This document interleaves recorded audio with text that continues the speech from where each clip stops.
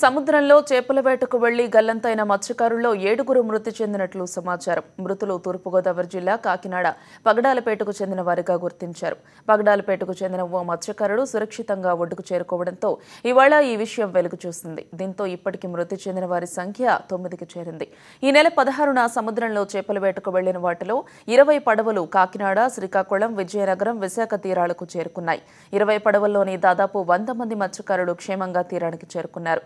23 పడవల్లోని 100 మందికి పైగా మత్స్యకారులు ఇంకా సముద్రంలోనే చిక్కుకుని ఉన్నారు. గల్లంతైన మత్స్యకారుల కోసం 3 హెలికాప్టర్లతో గాలింపు చర్యలు కొనసాగుతున్నాయి. పెదాలలో వచ్చేసి అయ్యని ఇలా తిరగొట్టేసేయండి బోట్ని. ఎప్పుడైతే ఇలా తిరగొట్టేసాయో నేను తూలిపోయానండి బయటికి. ఇంకా మిగతా 7గురును లోపల ఉండిపోయారండి.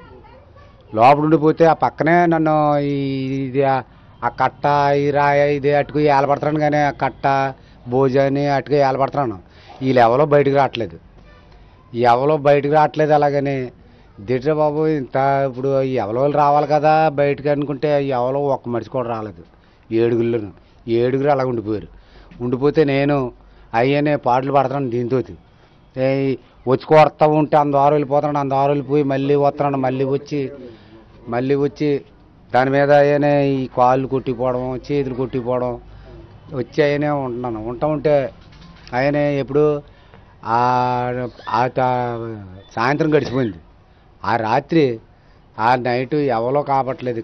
లైట్ గీటి ఏం కాపాడకపోతేనే ఆయన తేలికొస్తుంది.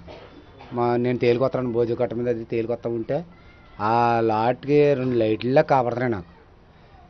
అవి దగ్గర ఉన్నాయేమో అలాగని పెద్ద కేకలేసేస్తున్నాను. నన్ను కేకలేక ఇక్కడ నోరు రావట్లేదు. ఈ నీరు తాగేళ్ళలోనూ మాట రావట్లేదు. మాట రాకపోతేనే దేవుడా నువ్వు ఉన్నావో చూస్తే ఈ 7గురునేమో కింద ఉండిపోయారు.